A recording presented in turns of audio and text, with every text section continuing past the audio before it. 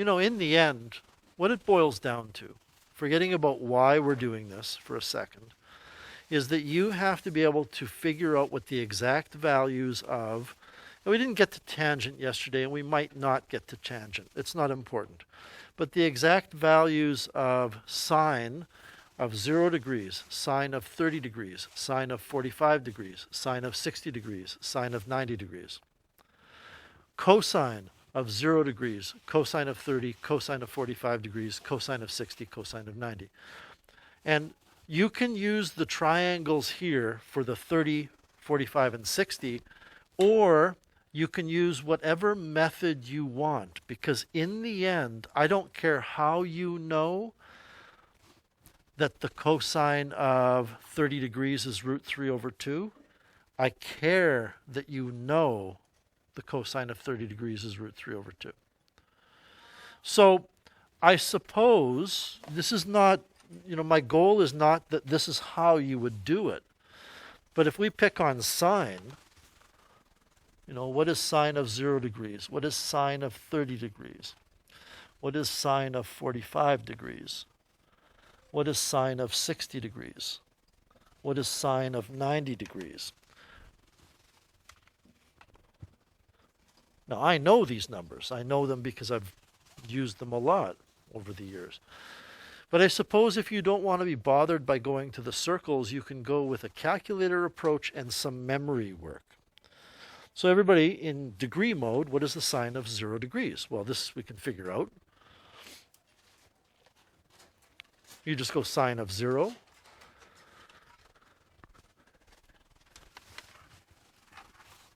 And it tells you that it's 0. Right? Yes?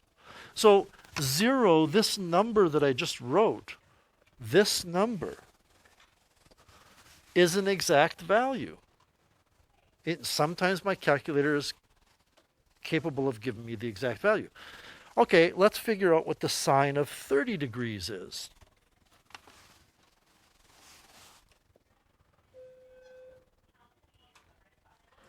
.5, right? Well, that's an exact value.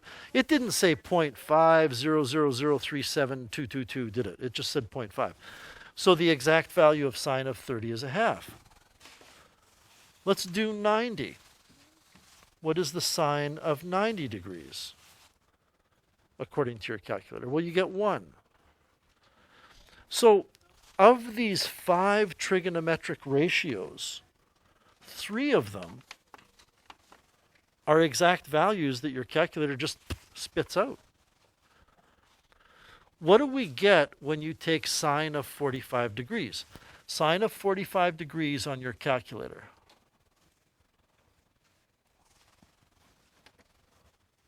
And also for me, please calculate sine of 60 degrees.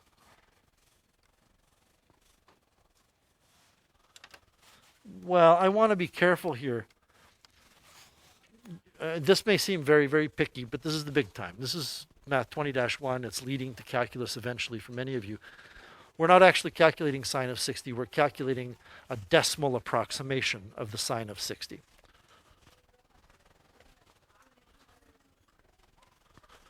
And correct me if I'm wrong, you get 0.707, 0.866. Now, when you take Math 30 with me next year, there's some other things that are important about these numbers, but how many of you know what the exact value is that will give you 0.707? How many of you remember from yesterday? It's root 2 over 2, right? And the other one's root 3 over 2. So if you can remember that, or maybe you're writing an exam and you need to know it, but you're a little shaky. You're going, I'm not sure if it's root 3 over 2. Then take your calculator and go root 3 divided by 2 and see which one it matches. These two, the two that are wacky decimals, will always be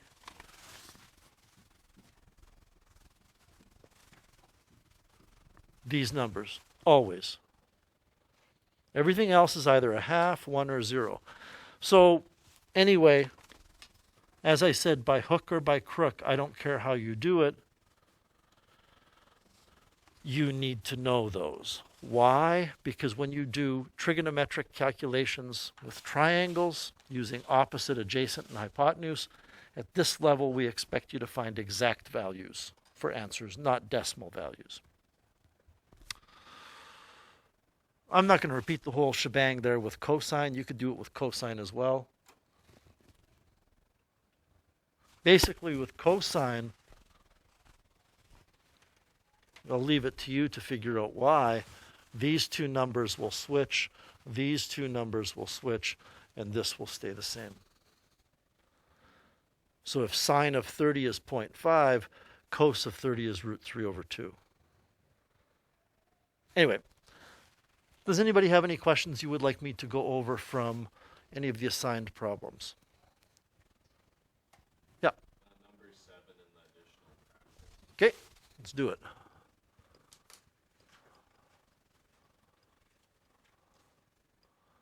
So we want to find the exact area of this triangle. And this is what I would call a perfect example of a written response question on an exam.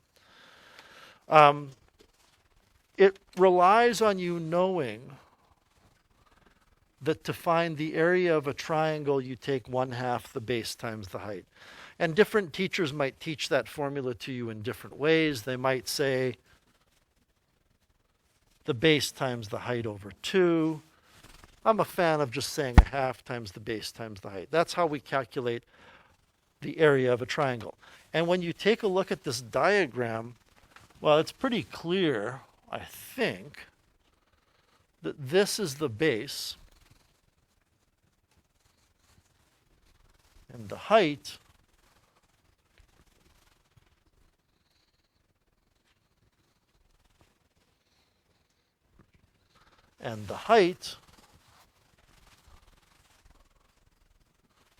is that. So ultimately, we need to find those two lengths. Well, we know the height. The height is 16. So we can just park that away over here until we need it. The base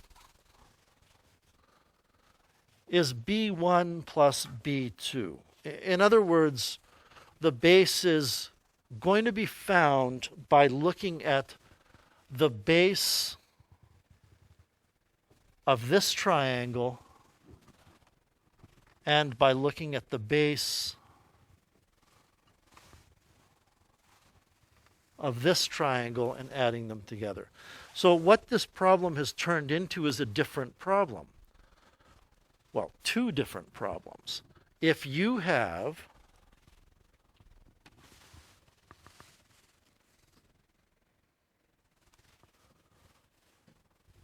this triangle with a 45-degree angle and a 16-unit height, what is this distance? I like to use letters for unknowns that are never x and y. You'll see how come later. And I don't like to use a and b here because I've already got b in the diagram, and a you might confuse for altitude, which it's not. I'm just picking a letter. And as well, the other problem we have in front of us is if this is 16 and this is 30 degrees, what is this distance, which I'll call q? So what I've done, everybody, is I've torn the problem down to a grade 10 trig problem, where what you would do is look at this triangle on the left, the red one, and say, well, how many of you see P is 16? I mean, I'm not sure you have to go through any trigonometry to know that, because that 45, 45, 90-degree triangle is isosceles. But if you wanted to, you know, I'm going to say we're not going to use trig for this. And the reason is you would have to use tangent in order to find it, right? And I know that we're going to have to use tangent over here, but I'm going to take a different approach here. Okay. So because we haven't talked about tangent, and even though this 16 is opposite and this is adjacent, we're not going to use tangent. let's find the hypotenuse first. And we could find the hypotenuse this way. You could say, how many of you know what the hypotenuse is, by the way, just by looking at the triangle? It's 32, isn't it? It's twice the shortest side. But we could find the hypotenuse first, I'll call it r, by saying sine of 30 degrees equals opposite over hypotenuse. And again, I'm not delving directly into finding q because I don't know tangent, although I could find it from the triangle. But I'm going to tell you, anytime I've attempted to explain the exact values of tangents, I regret it. I end up doing more damage collectively as to the class than help. So when I cross multiply here, I'm going to have r times sine of 30 degrees equals 16, which means r equals 16 over sine 30. And to the broader point I made yesterday, we're not putting this into the calculator. This is the difference. What you're doing is you're reaching into your mind and figuring out what sine of 30 is. The sine of 30 is a popular one. Well, popular. It's frequently sine of 30. It's 1/2. It's 0.5. So, I don't know, I'll throw this out here. How many of you can appreciate if you did use your calculator here, you would get an exact value anyway? Because 0.5 is an exact value. It's not one of those weird, wacky numbers. But doing it properly, we get r equals 16 over 1/2. When you take one thing and divide by a fraction, the rule is that you multiply by the reciprocal. So we get 32. So I'm going to go and find the work with the Pythagorean theorem elsewhere. It's the hypotenuse squared equals the other side squared plus the other side squared. This is our P. Now we run into a problem. And Math 20-1 has some pieces in it that we do before we actually learn them. It's a little weird in places. Let's figure out what 32 squared minus 16 squared is first.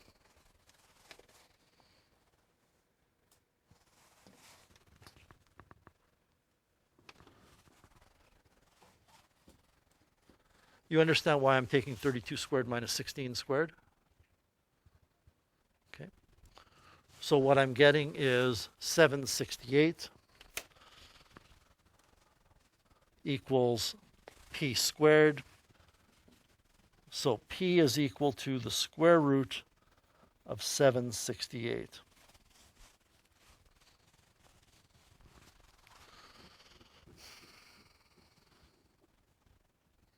Well, I'll throw this out here.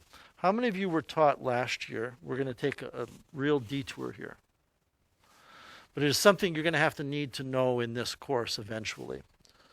How many of you were taught last year that you can take something like root 8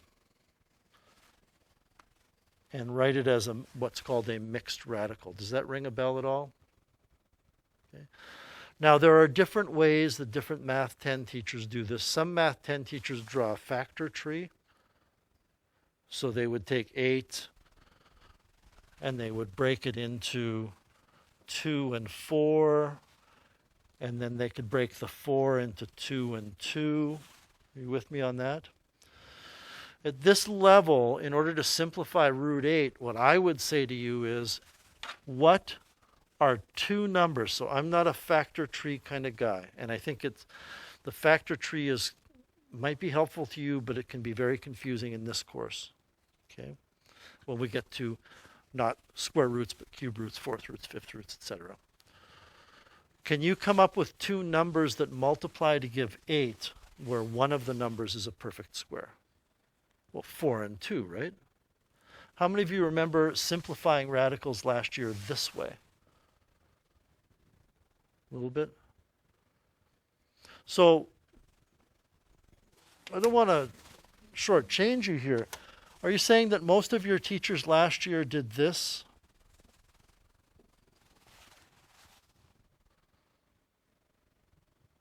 I understand some of you don't remember, and that's okay, but I'm seeing some nods. And then they did this. Yes? And then they said, since we're taking a square root and you're multiplying 2 by 2, this is 2. That's what you were taught. Okay.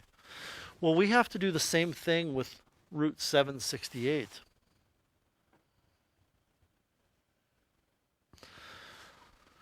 I think it's easier. I'm going to try to convince you here right now. I think it's easier to take your calculator and find a number that divides into 768 that's a perfect square. Like, for example, does 4 divide into it?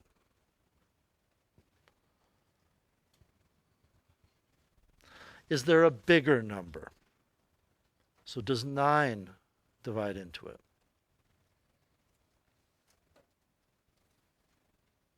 No? What about 16? 16 is okay. And some of you might recognize that if 4 divides in, 4 is a perfect square, it's 2 squared. 16 might, because 16 contains 4. When you divide, Jack, when you divide 768 by 16, what do you get? 48. Okay, is there an even bigger number that divides into 768? 64. And you'll get more and more used to these numbers, but this breaks down into root 64, root 12? No. 12? Wow. So this root 64 is 8, and then we have root 12. Can we simplify root 12? Is there a number that divides into 12 that's a perfect square? Sure, 4. I can keep going here. So this is 8. This is root 4. This is root 3. Root 4 is 2. And the 8 times the 2 is 16. So maybe we'll just stop here and talk about this for a second. First of all, take your calculator and find the square root of 768.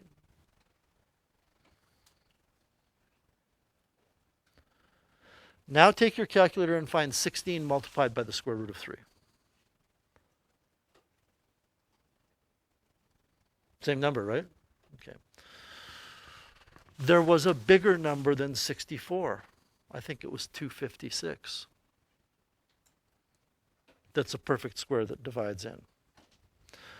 But here is the most important point of this discussion. What we learned yesterday is not about this. Okay? This is what I mean by the course not matching up perfectly in sequence. We had to kind of jump ahead and review some stuff from a different course that we're also going to continue learning about in a month's time in order to answer this question. Anyway, now we know it's 16 root 3. So this is 16 root 3. Which means that the base of the whole triangle is 16 plus 16 root 3. So we have the height is 16. The base is the 16, which is, I believe, Q or P. I can't remember which one I did. And the other piece of the base is 16 root 3. And we want to find the area, which is 1/2 the base times the height. Well, that's going to be 1/2 times 16 times 16 plus 16 root 3. It's a long journey to get here, right? 16 times 1/2 is 8, so we get 8 times 16 plus 16 root 3. And I don't know which form the answer in this handout is given in, but you could multiply that 8 through and have 128, I think. 128 plus 128 root 3. Or you can factor the 16 out and have 128 and then brackets 1 plus root 3. But that's the right answer. Okay. And thank you for catching that, Sasha. All right, we're going to move on. And what I always tell people now, and it kind of is, I get a sense from students of relief and a little bit of anger, is this is really not that important. Okay? I didn't want to tell that to you yesterday because then you don't put in the effort. But this is really not that important in this course. It's about getting you ready for 30-1. Now we get to some stuff that's very important. So we're looking here at section 2.2 in your textbook and lesson 2.2 in your handout.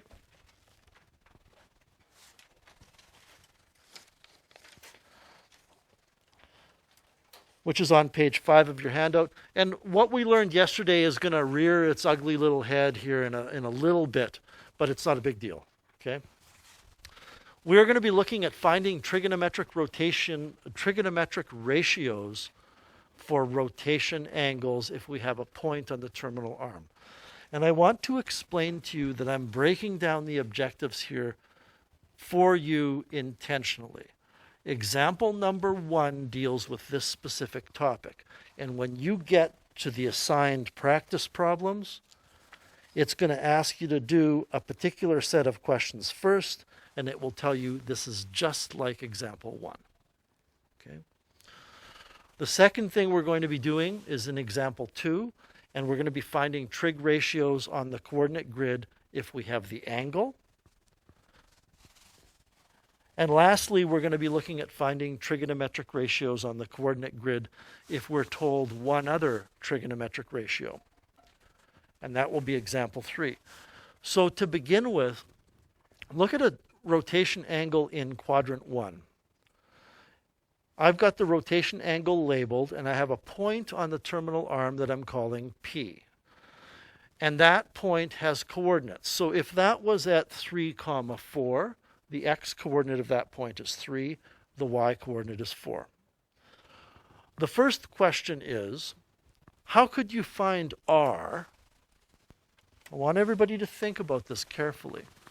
How could you determine r, this distance from the point that we call the vertex to the point on the arm labeled P, if you knew the coordinates of point P?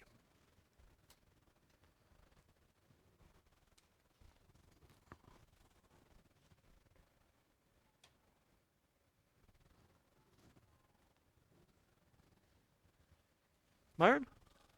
Isn't it just x times x squared plus y squared? It's the Pythagorean Theorem, isn't it? Because if I complete this triangle now, this is x and this is y. It's just the Pythagorean Theorem.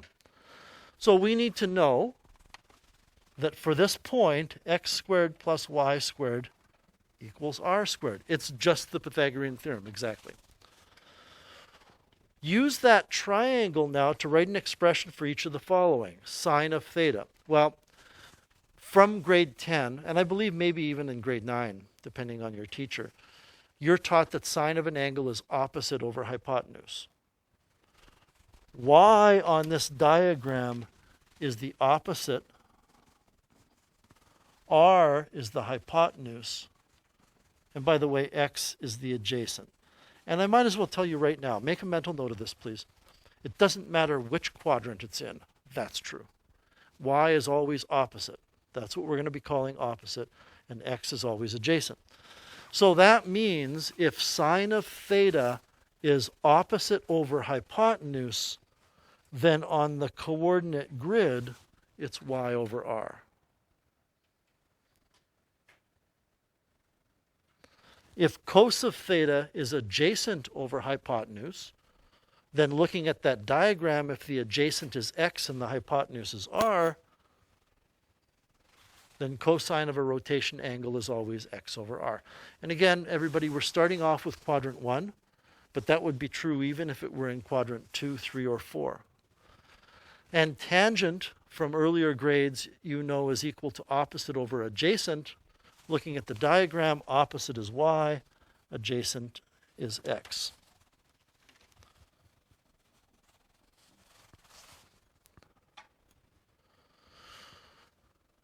Any questions with that? Okay, it's really a definition. So what is true about the nature of the positiveness or negativeness of these three trigonometric ratios if the terminal arm is in quadrant 1? So think about this for a second. By the way, r is a length. R is always positive. Always. Can you tell me, is the x coordinate in quadrant 1 positive or negative? It's positive, right? In quadrant 1, x is positive and y is positive. So if I put in a positive number for y and a positive number for r, I'm going to get a positive sine. I'm going to get a positive cosine. I'm going to get a positive tangent. And I know that many of you are probably saying, well, how could you get a negative? We'll get there.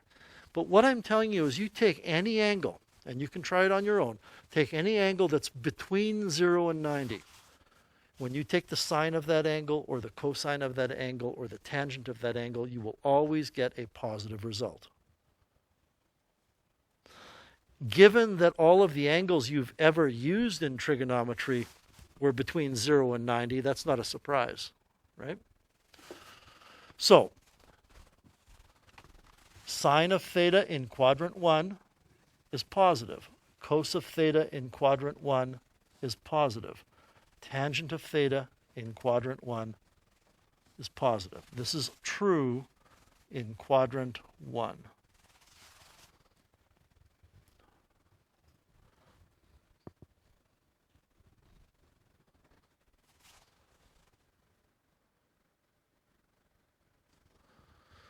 Number 2, let's sketch a rotation angle whose terminal arm lies in quadrant 2. Okay, quadrant 2 is over here. So I'm going to just sketch a rotation angle that terminates in that quadrant. There's the initial arm lying on the positive x-axis. There's the terminal arm lying in quadrant 2. This is theta. So I hope it's clear in this case that theta lies between 90 and 180 degrees. It's more than 90, but it's not quite 180. It can be any angle we want. Use the reference triangle to write an expression for sine of theta, cos of theta, and tan of theta. What a reference triangle is, and we need to put a point on here. This is P, x comma y. What a reference triangle is a triangle whose hypotenuse is r, and it's formed using the x-axis. So when we take a look at that, I'm going to redraw that. When we take a look at that triangle, and we imagine that we have a reference angle in here,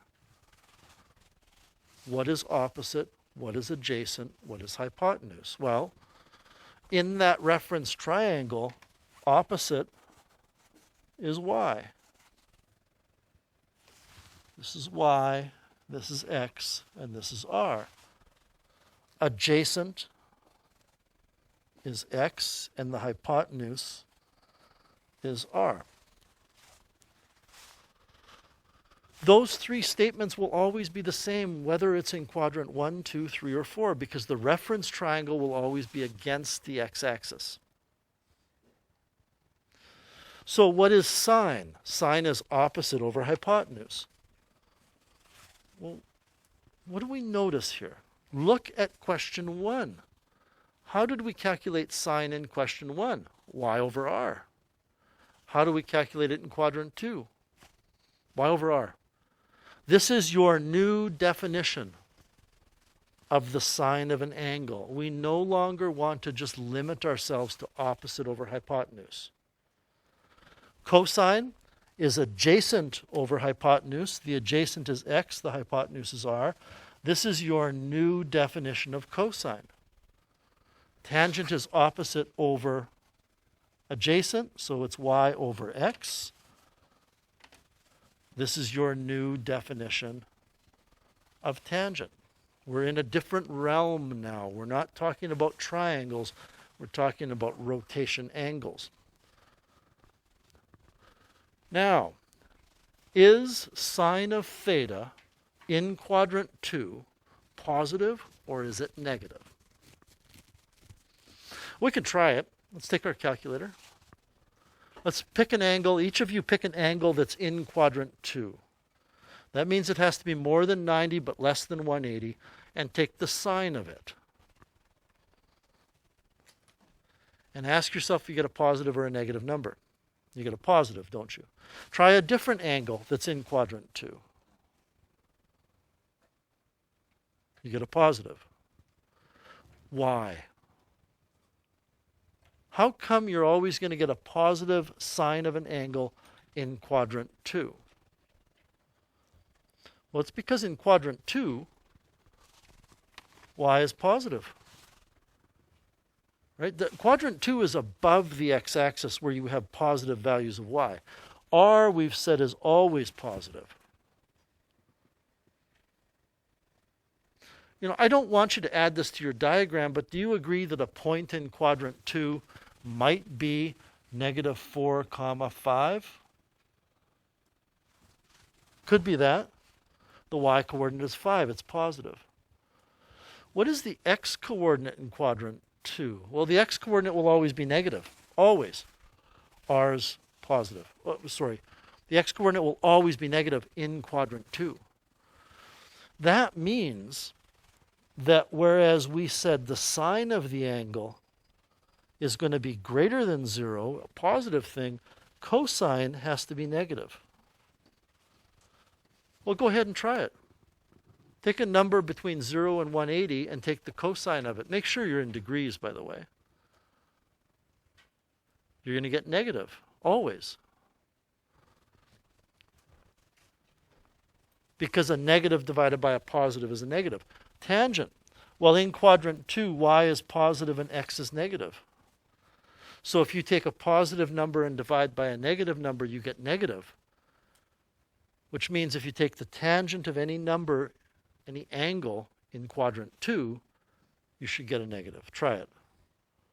Take the tangent of 140 degrees, or the tangent of 91 degrees, or the tangent of 178 degrees. You get a negative, don't you? You are expected to know in which quadrants sine and cosine and tangent are either positive or negative. And we're not going to go into quadrant 3 and 4, but you could figure it out.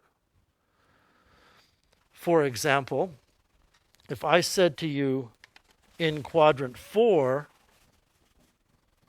is sine of theta positive or is sine of theta negative?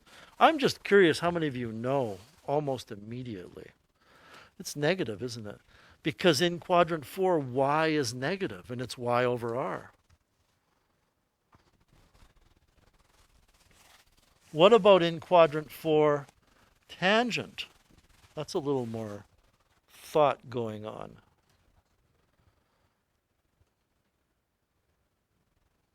Who knows? Lucas, what is it? It is negative because in quadrant 4, x is positive, but y is negative, and tangent is y over x. Or I could ask this question, and this is really important for 30-1. In which two quadrants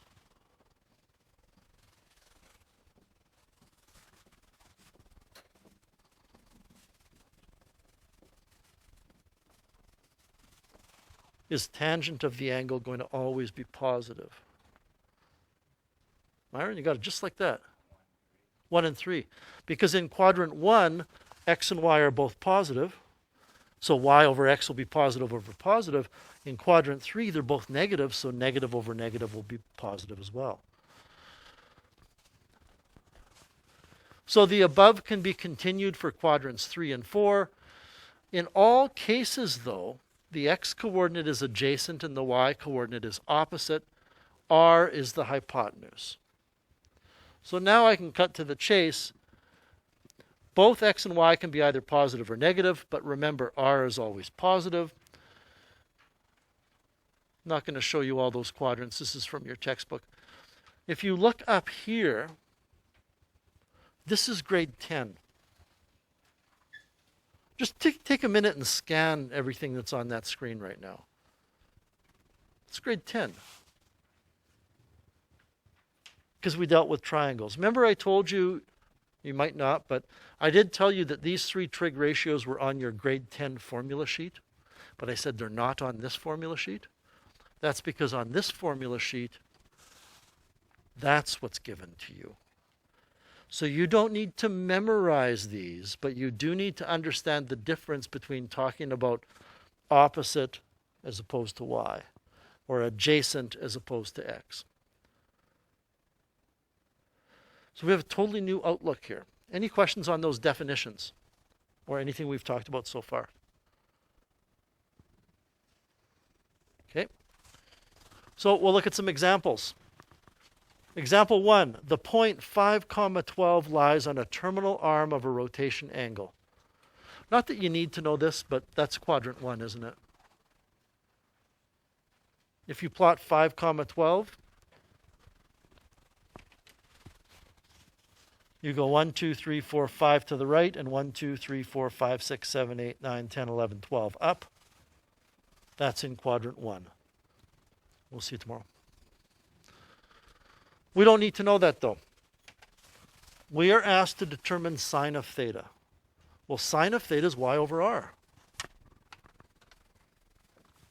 The point is 5, 12, which means x is 5 and y is 12. This is not difficult. Don't overcomplicate things. We are missing r. If we knew r, we could take y divided by r, and that is the sine of the angle. So how do we find r?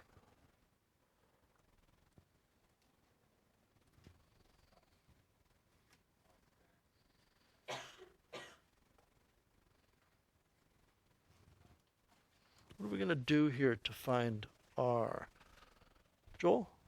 You're going to put 12 over r? That's true. So the answer to this first question will be 12 over r. But how do I find r? If you were thinking we're going to put over r and then cross multiply to find r, we can't because we don't know the angle. Yeah. The Pythagorean Theorem. Exactly. X squared plus y squared equals r squared, which, by the way, will be on your formula sheet. It is on your formula sheet. So we have a little bit of grade 6 or 7 math to do here. I'm a big fan of reminding you to put numbers that you're substituting in brackets. So go ahead and take 5 squared plus 12 squared. What do we get? I believe we get 169. This is equal to r squared. Is 169 a perfect square? In other words, can we take the square root of it? Because if we get a bunch of wacky decimals, then we can't write the decimals. It's 13, isn't it? So r equals root 13. Sorry, r equals root 169, which means r is 13. This is how easy this is. Sine will be 12 over 13. Cosine is x over r, so that's 5 over 13. Tangent is y over x, so that's 12 over 5. We're not finding an angle. We're just finding the value of the ratio of the sides of the triangle. Any questions with 1? 1a anyway? The point -8, 15 lies on the terminal arm.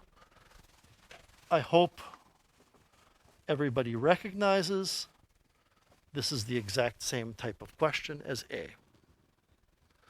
So x is equal to -8. y is equal to 15. I'm going to quickly take attendance so that I don't get a phone call right away reminding me that I forgot to do my attendance. And what I would like everybody to do is determine r. Once you've determined r, you can write down your answers.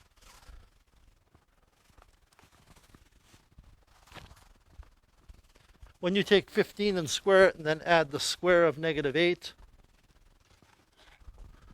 I believe you get 289.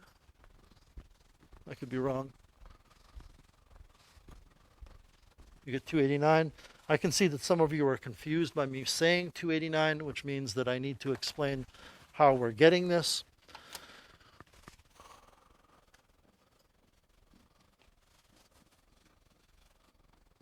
This would be wrong. Because if you don't have brackets around the negative 8 and you enter negative 8 squared in your calculator believes you want to know what negative of 8 squared is, and that's not what we want. We want negative 8 quantity squared. In fact, and I don't recommend this for everybody, but how many of you see that the square will get rid of the negative? I hope a lot of you. When I'm doing this, I wouldn't even put the negative in. I'd just go 8 squared plus 15 squared. Anyway, we get r equals 289, r squared rather. Is that a perfect square? Is it 17? So r is equal to 17, which means that y is 15 over 17 for y over r. That's sine. Cosine is negative 8 over 17. And tangent is 15 over negative 8. Are we okay with that? I want to add one little thing, though. I probably wouldn't write 15 over negative 8. I would have written this. I prefer negatives to be written in the numerator of a fraction, not out in front. I think that's problematic, and not in the denominator. But when I write this, I'm not saying y is negative. I'm just saying the tangent is negative. All right? Number 2, determine the exact value of each of the following. We are going to skip this question and not include it in the lesson. I'm going to include this idea in a different part of the unit, and I just didn't have time to adjust my note package. So we're not going to do number 2. And it's really not that important anyway. But let's take a look at number 3. An angle has its terminal arm in quadrant 4, and cosine of theta is 9 over 41. So what is sine of theta and tan of theta?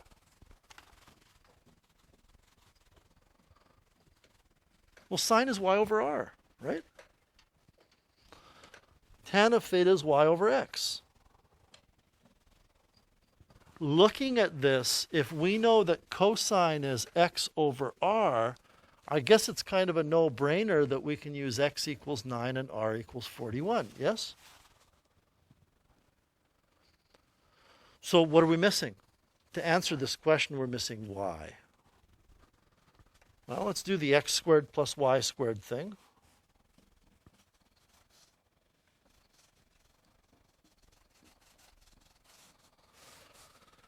And I hope you understand that you're going to have to take 41 squared and subtract 9 squared here to get y.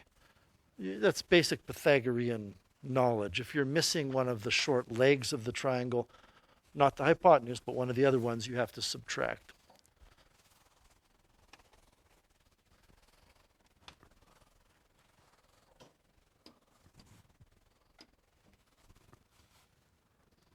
$17.62.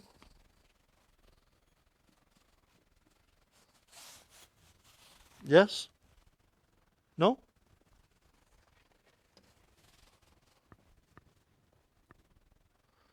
Geez. I don't know what I was thinking there. 1600? Thank you.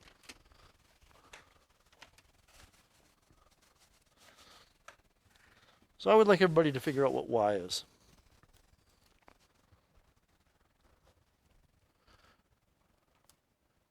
And I would be willing to bet, and I know I don't do this to humiliate anybody or embarrass anybody, but I would be willing to bet that probably either nobody or next to nobody got the right answer for y. Because I would be willing to bet that most of you put y equals 40. Yeah? Don't be ashamed of it. The square root of 1600 is 40. But this equation has two solutions to it. Can somebody, do you agree 40 squared is 1600? I want everybody to think about another number that you would square that would still give you 1600. How many of you immediately kind of figured out what I'm talking about here? Negative 40. When I square negative 40, I get 1600. And what we are going to have to do from now on in the course, whenever we take a square root of something, is we are going to say that it can be the positive or the negative answer. That's what this symbol means. This means plus or minus. And what does that mean? It means y is equal to 40 or y is equal to negative 40. Y in this question is y not 40? Jack? Because it's in quadrant 4. It's in quadrant 4. Y is negative.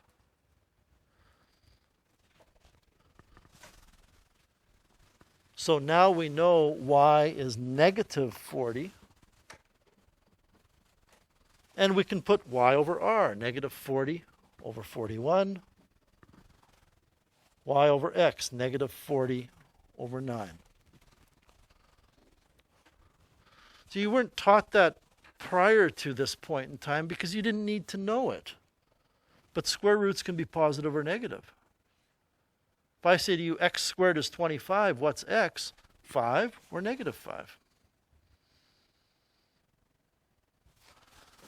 One final example. Number 3. An angle has its terminal arm in quadrant 3, and tangent of theta is 8 over 3. Tangent of theta is y over x.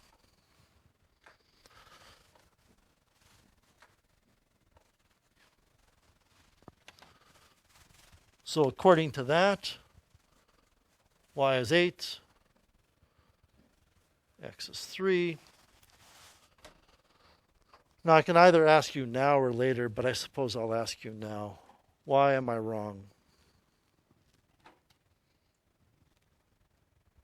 Shannon. It's in quadrant 3. X and y are both negative in quadrant 3. So the negatives are hidden from you. Because tangent in quadrant 3 is positive because they're both negative. Y and x are both negative. Let's find r. We're asked to find sine and cosine. So sine of theta is y over r. Cos of theta is x over r. How are you guys doing? Still with me? Okay, good. Negative 3 quantity squared plus negative 8 quantity squared equals r squared. How many of you now do appreciate why you don't need to put the negatives in when you're finding r here? Okay. So work out what negative 3 quantity squared plus negative 8 quantity squared is. And I just confirm that you get 73. I think it's 73. So we get r squared equals 73, which means mathematically it means r equals plus or minus the square root of 73. Now 73 is not a perfect square, right? So we don't want to evaluate it on the calculator because then we'll get decimals. Is 73 a number that a perfect square divides into where we can simplify it? I don't think so. I think it might even be a prime number.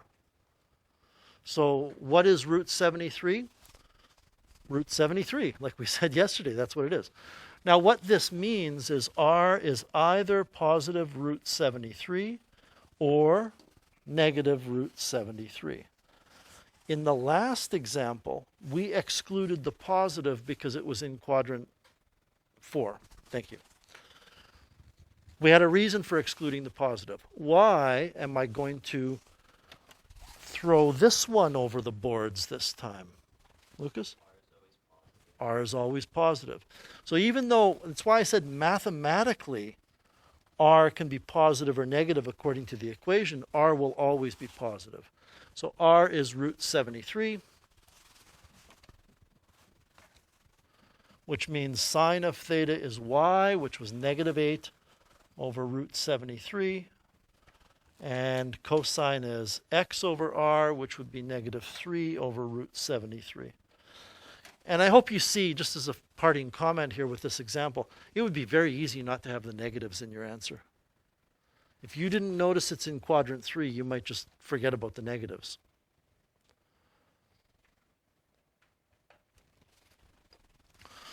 So,